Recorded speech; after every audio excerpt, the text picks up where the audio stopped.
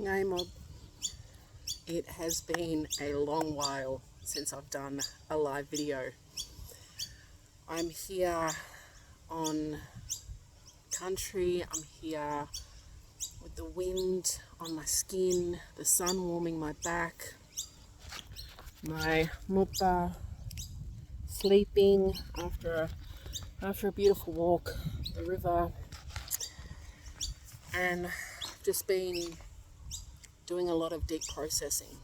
So I'm not sure if you've been following my journey or not, but about a week and a half ago I got diagnosed with depression and postpartum psychosis.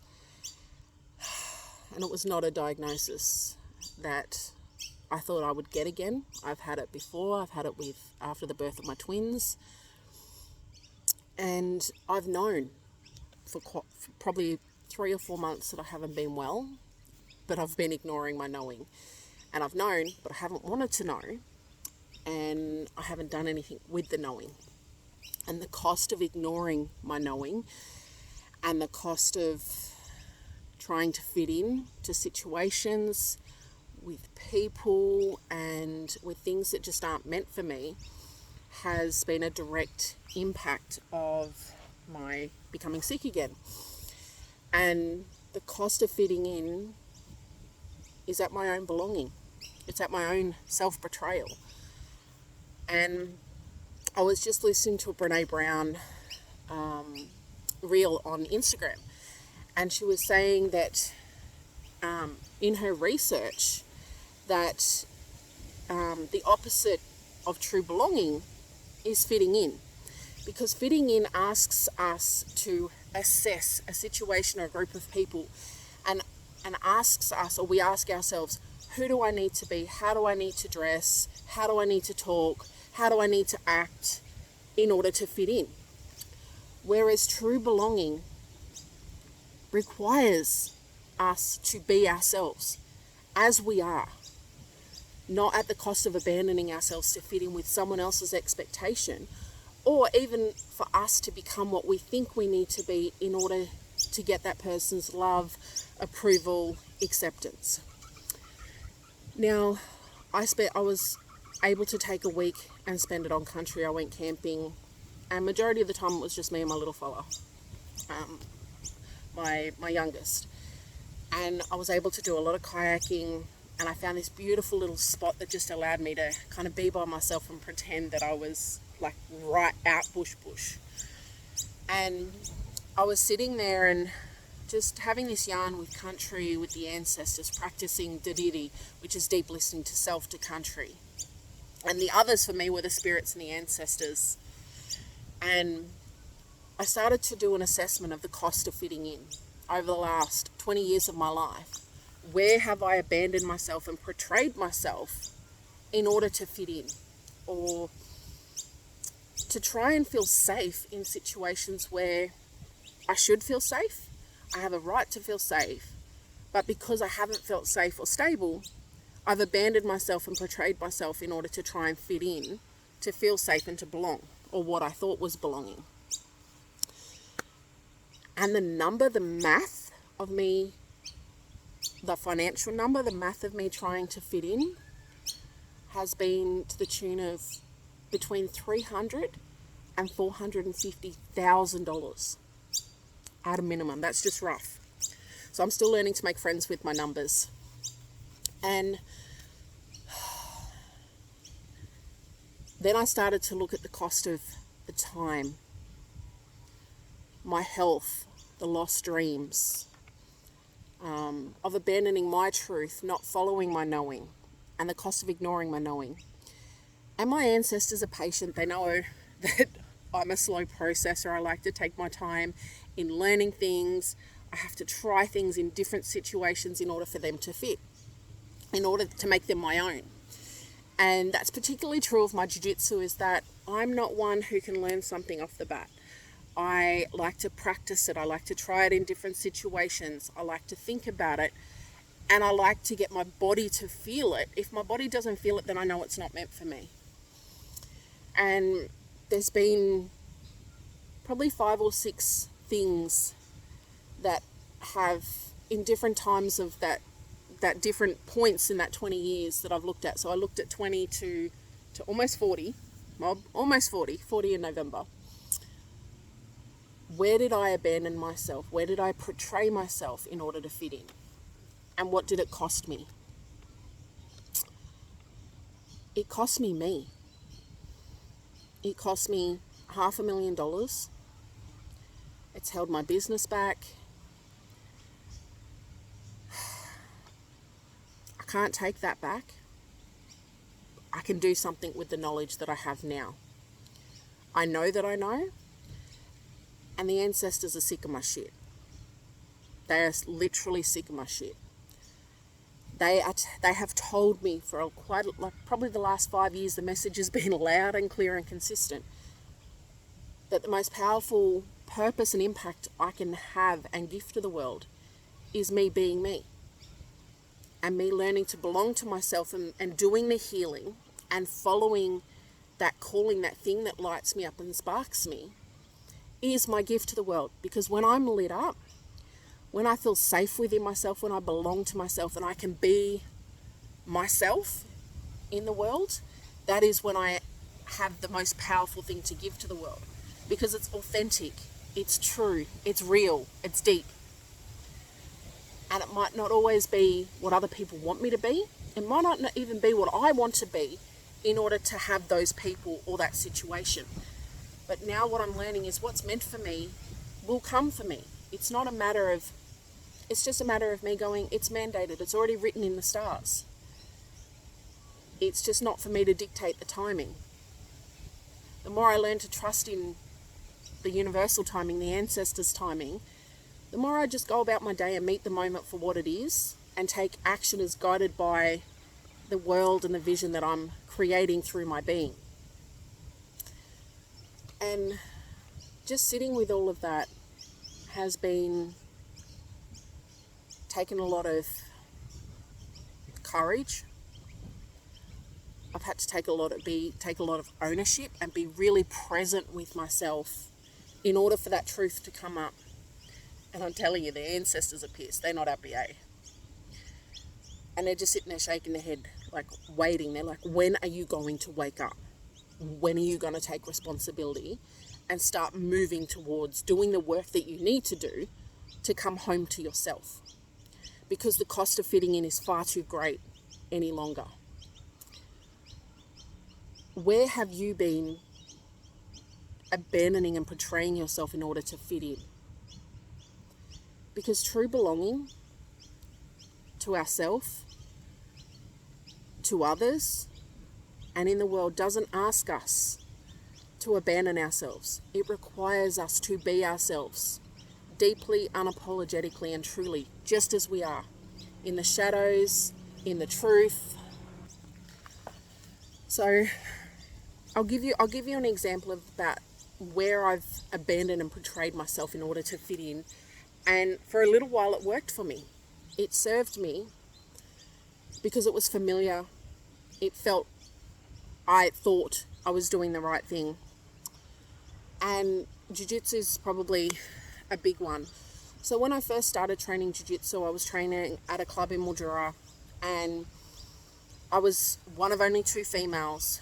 So I didn't really have anyone there to role model what it was to train jiu-jitsu as a mum, as a 27-year-old woman, and how to train like a woman. So I started training like the guys, because there was no concession for me being a woman. There was no space for me to just figure things out. It was like, okay, well, you're thrown in the deep end. If you want to be here, you've got to fit in. You've got to just become one of the crew.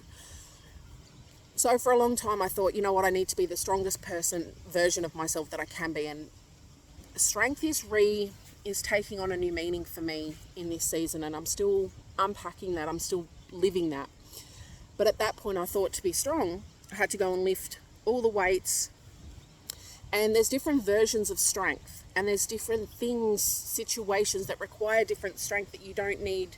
So in order to be good at jiu-jitsu, I didn't necessarily need to be able to deadlift double my body weight.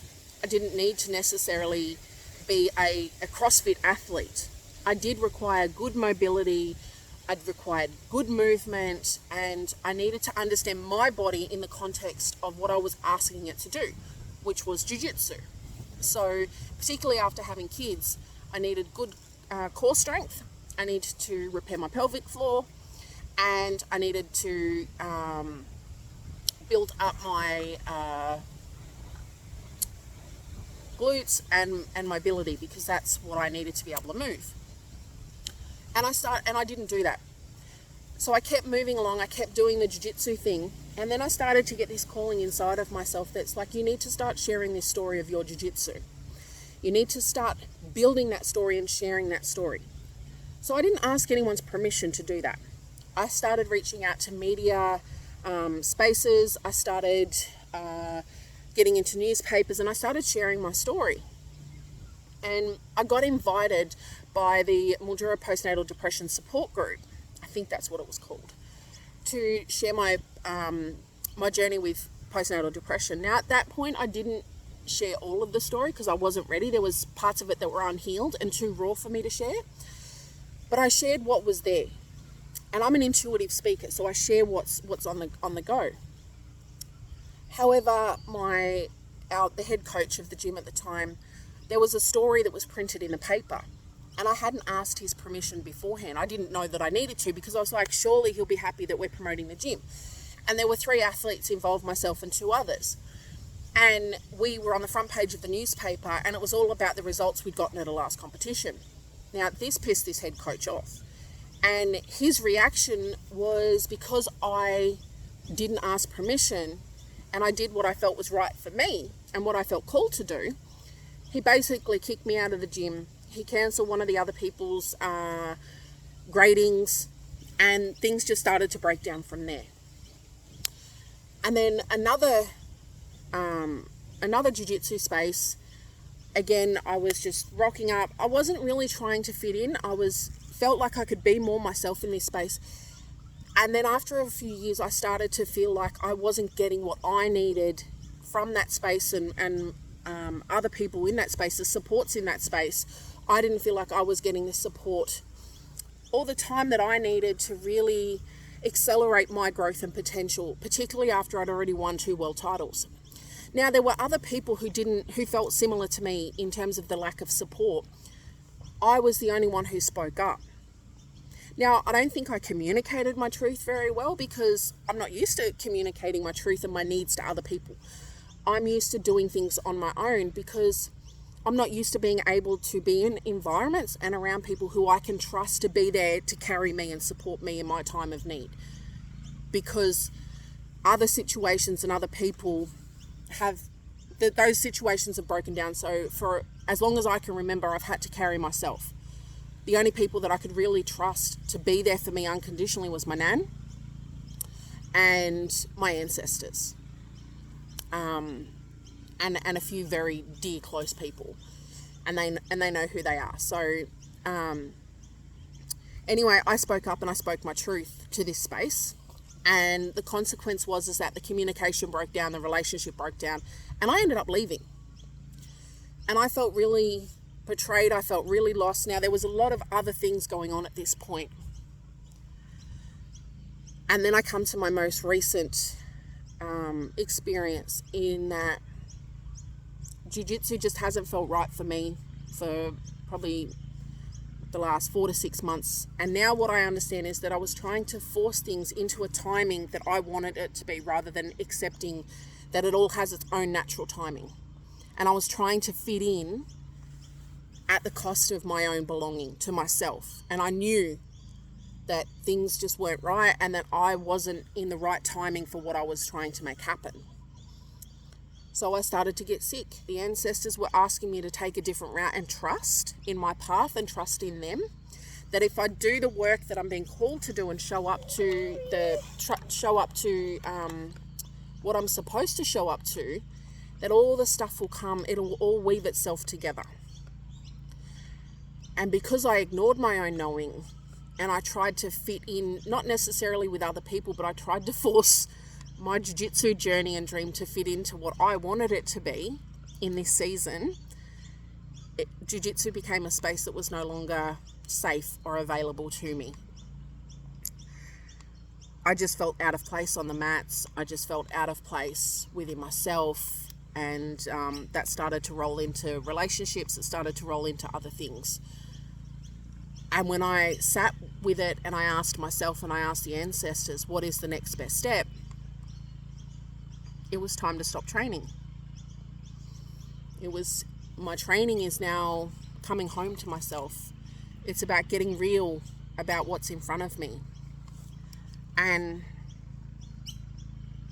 stopping something that I've done for 20 years has been one of the hardest things that I've had to do in my adult life.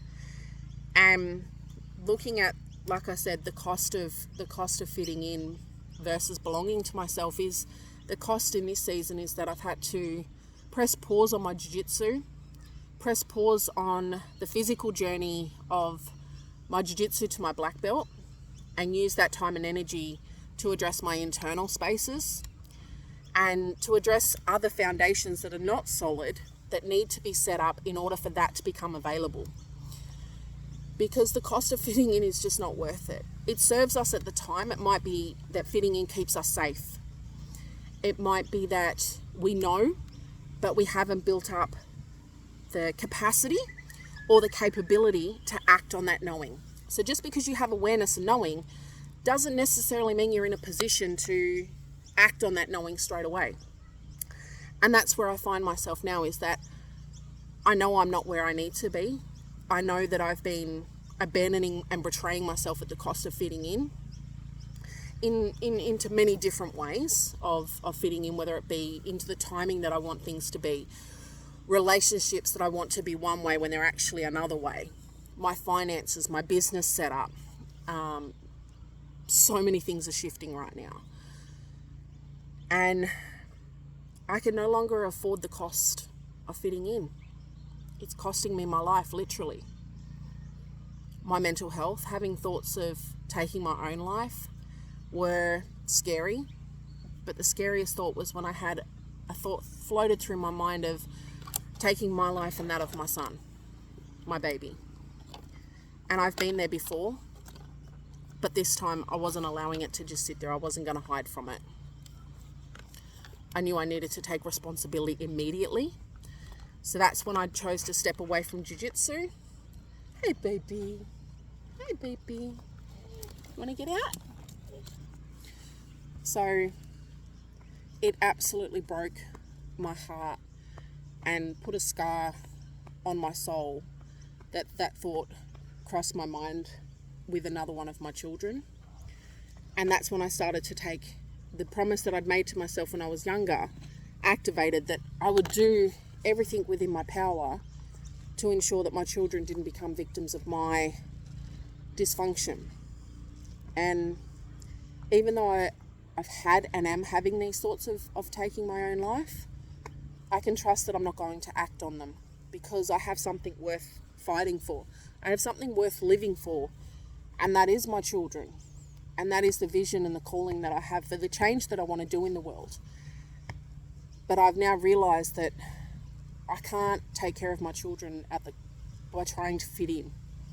I can only take care of my children to the best of my ability by belonging to myself, and belonging and trusting in the vision and the calling that I have for how I can take care of my children and how it all weaves together. But it's requiring me to take some really scary steps. And I think that's what I've been avoiding, is the knowing. But the cost of avoiding the knowing, the financial cost, the emotional cost, the physical cost, the cost of time and resources that I'll never get back again, particularly the time with my children,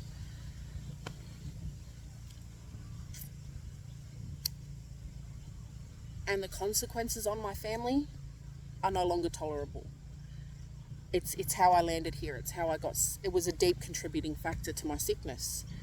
So I'm now doing what I need to do, and I'm building up the capabilities. I'm building up the capacity to act on that knowing, to be able to do the deep work and be ready for the transformation that I know is coming. Hi, can you say hi? So where have you been trying to fit in at the cost of belonging to yourself? Your shoes there. Because here's the other thing. Being a role model and a leader for other people requires me to first be that for myself. Because, hey, hold on, where you going? Anyway, I just want to leave you with that, in that what is the cost of fitting in at the cost of your own belonging, and what can you do to make a shift now? What can you do to make a shift now? And just sit with it. Just allow the answers to come. And it's not about judgment. It's about being present, and it's about taking ownership. Because sometimes that cost of fitting in serves us. Ignoring our own knowing serves us, or it keeps us safe. But for me, the cost of fitting in and the cost and the consequences of ignoring my own knowing led me to getting sick and started to impact my children. And for me, that activated me to want to step up, to get up, stand up and show up, to do the change within myself, so then that would ripple out into those that I love and the work that I'm here to do. Big love you, mob.